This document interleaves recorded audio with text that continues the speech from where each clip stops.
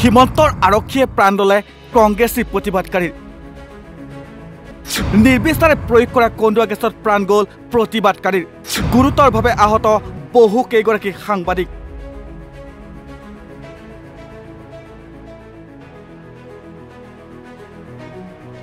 আৰু কিমান বৰ্বৰ হ'ব অসম আৰক্ষীৰ কন্দুৱা গেছত মৃত্যু হয় মৃদুল ইছলাম নামৰ এজন অধিবক্তাৰ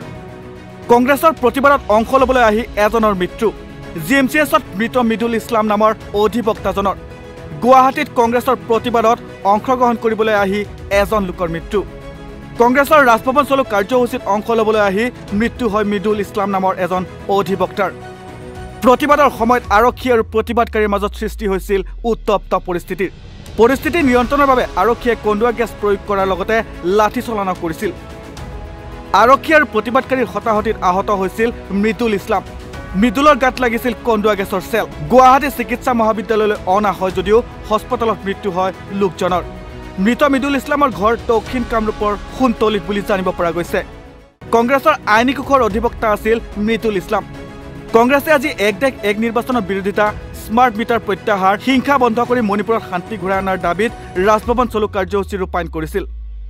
এই প্ৰতিবাদৰ সময়তে আৰক্ষী আৰু প্ৰতিবাদকাৰীৰ মাজত সৃষ্টি হৈছিল উত্তপ্ত পৰিস্থিতি নিয়ন্ত্ৰণ কৰিবলৈ আৰক্ষীয়ে প্ৰতিবাদকাৰীলৈ কন্দুৱা গেছ প্ৰয়োগ কৰাৰ লগতে লাঠি চলনা কৰিছিল আৰক্ষী আৰু প্ৰতিবাদকাৰী এই হতাহতিত আহত হৈছিল মৃদুল ইছলাম ঘটনাত আহত হৈছিল কেইবাগৰাকীও সাংবাদিক ইয়াকে লৈ প্ৰতিক্ৰিয়া প্ৰকাশ কৰিছে অসম প্ৰদেশ কংগ্ৰেছৰ সভাপতি ভূপেন বৰাই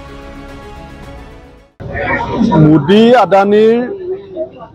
যি দুৰ্নীতি আৰু ভ্ৰষ্টাচাৰ আৰু অসমত স্মাৰ্ট মিটাৰ নামৰ যিটো লুণ্ঠন হৈছে মণিপুৰত স্থায়ী শান্তি বিচাৰি আজি আমি কংগ্ৰেছ দলে যি আন্দোলনৰ কাৰ্যসূচী লৈছিলোঁ ৰাজভৱন চলো এই ৰাজভৱন চলো কাৰ্যসূচীত পৰিকল্পিতভাৱে আমাৰ কংগ্ৰেছ আন্দোলনকাৰীসকলক ভয় খুৱাবৰ কাৰণে বিজেপি চৰকাৰে হিমন্ত বিশ্ব শৰ্মাৰ নেতৃত্বত মৃদুল ইছলামক হত্যা কৰিছে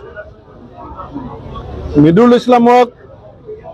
হত্যা কৰিছে বুলি কোৱাৰ প্ৰথম কথাটো হৈছে যে কন্দুৱা গেছ দিয়ে আন্দোলনকাৰীক ছত্ৰভংগ কৰাবৰ কাৰণে আনকি মোৰ লগত ভিডিঅ' আছে সাংবাদিকৰো দুজনমান সাংবাদিক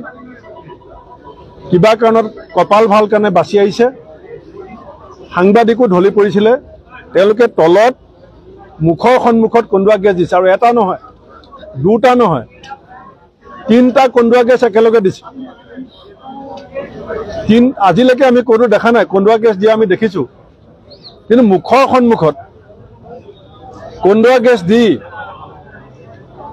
মৃদুল ইছলামক হত্যা কৰি আমাক ভয় খুৱাবৰ কাৰণে চৰকাৰে যিটো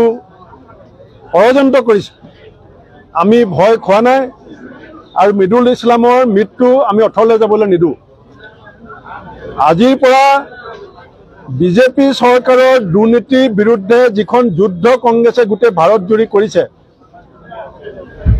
আমাৰ কংগ্ৰেছ দলৰ লিগেল সেলৰ সেক্ৰেটাৰী আমাৰ ডিজিটেল বাহিনীৰ কামৰূপৰ কোঅৰ্ডিনেটৰ মৃদুল ইছলামক আমি অসম কংগ্ৰেছে বিজেপিৰ দুৰ্নীতিৰ বিৰুদ্ধে কৰা যুদ্ধখনৰ প্ৰথম শ্বহীদ হিচাপে আমি আজি ঘোষণা কৰিছোঁ আজি গোটেই অসমত কংগ্ৰেছ দলৰ পতাকা অৰ্ধনমিত হ'ব কালিলৈ গোটেই অসমত আমি এই শ্বহীদ মৃদুল ইছলামক লৈ আমি কাৰ্যসূচী লৈ আছোঁ অলপ পাছত কথা পাতি আপোনালোকক জনাম আৰু আজি পোষ্টমৰ্টেম হোৱাৰ পিছত আমাৰ শ্বহীদ মৃদুল ইছলামক আমি ৰাজীৱ ভৱনত সকলোৱে শ্ৰদ্ধাঞ্জলি জনোৱাৰ পিছত আমাৰ দলৰ প্ৰত্যেকগৰাকী নেতা কৰ্মী বিধায়ক সাংসদসকল অসমত নাই সদন চলি আছে আমি মৃদুল ইছলামৰ পাৰ্থিৱ শৰীৰৰ লগত তেখেতৰ বাসগৃহলৈকে যাম আজি ৰাতি কালিলৈ সংসদত আমাৰ তিনিগৰাকী যি সাংসদ আছে, ৰকিবুল হুছেইন ডাঙৰীয়া, পুৰুল বৰদলৈ ডাঙৰীয়া, গৌৰৱ গগৈ ডাঙৰীয়াক ইতিমধ্যে মই কথা পাতিছোঁ। এই হত্যাৰ বিৰুদ্ধে কালিলৈ সদনৰ ভিতৰত তীব্ৰ প্ৰতিবাদ হ'ব। আমি এটা হাই লেভেল এনকুৱাৰী বিচাৰিছোঁ যে হিমন্ত বিশ্ব শৰ্মাই কোনজন অফিচাৰক নিৰ্দেশ দিছিল একেলগে 3টা কন্দুৱা গেছ দি পেলাই মানুহ হত্যা কৰিবৰ কাৰণে। মোৰো উশাহ নিশাহ বন্ধ হৈ গৈছিলে, সাংবাদিকৰ উশাহ নিশাহ বন্ধ হৈ গৈছিলে। গতিকে আন্দোলন, গণতান্ত্ৰিক আন্দোলনত তেওঁলোকে ভয় খাইছে, কাৰণ স্মাৰ্ট মিটাৰৰ বিৰুদ্ধে গোটেই দেশৰ ৰাইজ গৰজি আছে। মণিপুৰ যেনেকৈ জ্বলিছে, নাঙঠ কৰি পেলাই মহিলাক ৰাস্তাত খোজ কঢ়াইছে। মোদী ডাঙৰীয়াৰ খবৰ নাই। ৰাইজৰ প্ৰতিবাদক কংগ্ৰেছে ৰাজভৱনলৈ অনাটো তেওঁলোকে অপৰাধ হিচাপে গণ্য কৰি আজি হত্যাৰ আশ্ৰয় লৈছে। মই হিমন্ত বিশ্ব শৰ্মা চৰকাৰ, অসম পুলিচক তীব্ৰ ভাষাৰে গৰিহণা দিছোঁ। যিকেইজন বিষয়াই হিমন্ত বিশ্ব শৰ্মাৰ নিৰ্দেশত এই ষড়যন্ত্ৰ কৰি হত্যা কৰিছে, তেওঁলোকৰ আমি কঠোৰ শাস্তি হোৱাটো বিচাৰিছোঁ। আৰু এই আন্দোলন দুৰ্নীতিৰ বিৰুদ্ধে, হিমন্ত বিশ্ব শৰ্মাৰ আদানীৰ যিটো সম্পৰ্ক, মোদী আদানী সম্পৰ্ক, মণিপুৰত ষড়যন্ত্ৰ কৰি অশান্তি বিয়পোৱা আৰু 23,70,000 পৰিয়ালৰ ওপৰত স্মাৰ্ট মিটাৰ বহুৱাই দি পেলাই লুণ্ঠন কৰা, এই আন্দোলনত যে আমি মৃদুল ইছলামক হেৰুৱালোঁ, তেওঁৰ মৃত্যুৰ আমি অৰ্থলৈ যাবলৈ নিদিওঁ। এই আন্দোলন আৰু তীব্ৰতৰ হ'ব। এই আন্দোলনত আৰু আপোচ কৰাৰ কোনোদিন কংগ্ৰেছে প্ৰশ্ন উঠা নাছিল, কিন্তু আন্দোলন যে অধিক তীব্ৰতৰ হ'ব এই কথা মই অসমৰ মুখ্যমন্ত্ৰীক জনাই দিছোঁ। নিশ্চিতভাৱে আমাৰ ইতিমধ্যে আমাৰ জেনেৰেল ছেক্ৰেটাৰী অৰ্গেনাইজেশ্যন বিপুল গগৈ ডাঙৰীয়াক আমি FIR যিখন আমাৰ কেছ দিব লাগে হত্যাকাৰী চৰকাৰৰ বিৰুদ্ধে,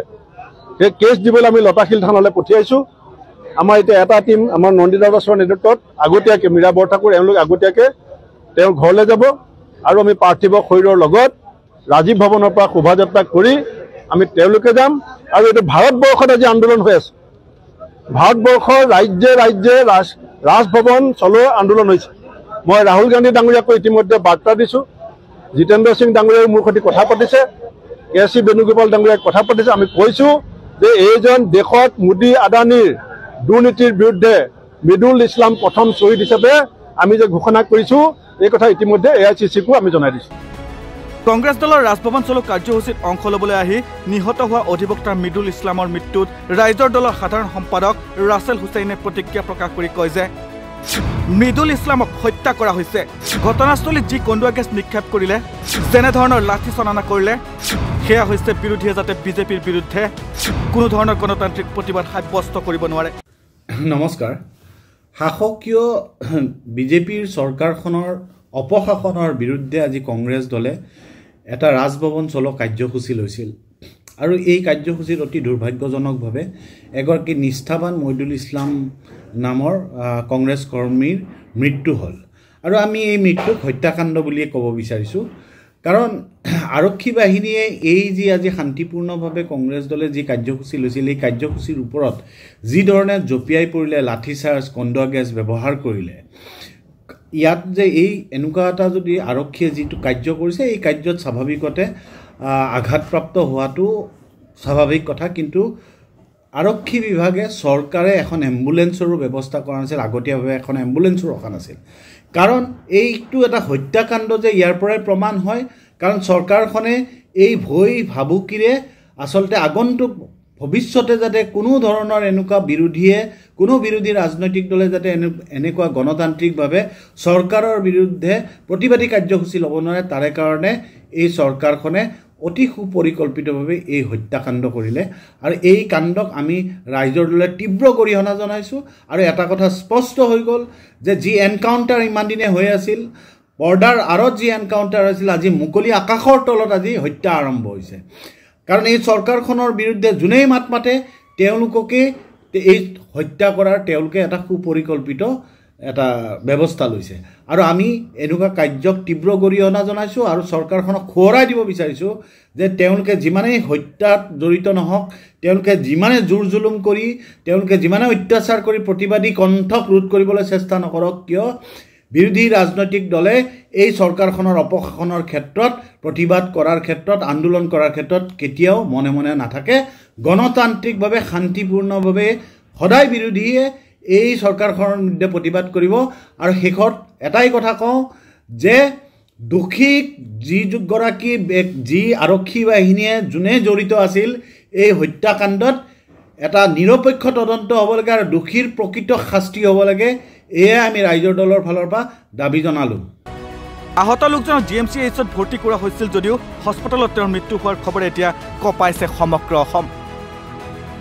ভিডিঅ' জাৰ্নেলিষ্ট কিৰণজ্যোতি বৰদলৈৰ সহযোগত মৃন্ময় বড়োৰ প্ৰতিবেদন নৰ্থ ইষ্ট নাও